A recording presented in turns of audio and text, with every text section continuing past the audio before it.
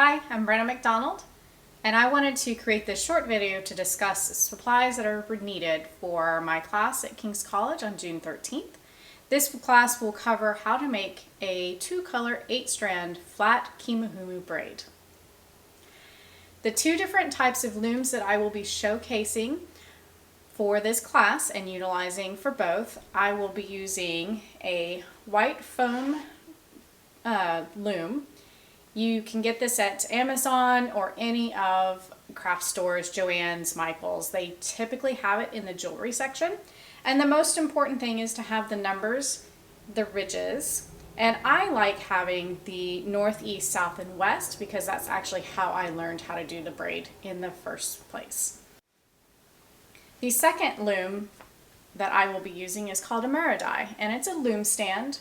Mine was gifted to me by my friend, and mine has just north, east, south, west, and quarters marked. If you would like to make your own Marudai in preparation for the class, this is how mine measures. Mine is about 9 inches across the top. It's about 24 inches tall. The height of the loom doesn't necessarily matter. It helps with the longer braids, as well as if you wanted to do this activity from a seated position, a standing position, or just in your lap. It has a base and legs. The legs can be shorter or taller, however you want to make them.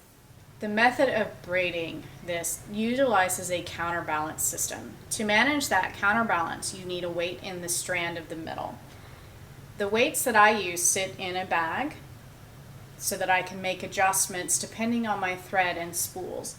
In my bag, I have various fish weights and sizes, just so that again I can adjust as needed. For the spools, you will need 8 spools or the amount of spools for each strand. For this class, we will use 8 spools. Mine are little round rondelles that you can get again at any craft store, a small dowel, and they just fit together like this. You can also use little wooden spools for thinner thread. And I can imagine that if you didn't have either one of these, you could use a regular thread spool. It's just about managing the weight on the outside of the loom against the middle loom to manage your tension as you braid.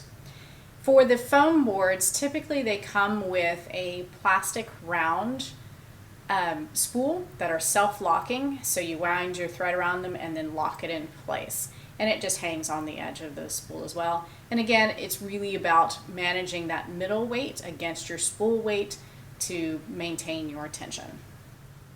For the threads, you will need 8 strands of equal width and equal length, but in 2 different colors to manage the specific braid that we're going to do. A lot of times with the foam boards, it comes with this type thread. This is used a lot of times in making bracelets with beads and braids into a different type of braid. It makes a little bit more like a rounded braid, and it's a lot thicker than sometimes your projects want to have. This is alpaca. Alpaca is this thread, particular yarn that I use for a specific project, is a little bit thinner. So I had to do 2 strands of alpaca per spool, and it made a decently thin 1/4 inch wide flat braid. I have also used embroidery thread, and this is the full strand of embroidery thread, so it's all 6 strands doubled over, so it makes a very thick braid, and it made it a little bit more square as it was flat. In comparison to the alpaca,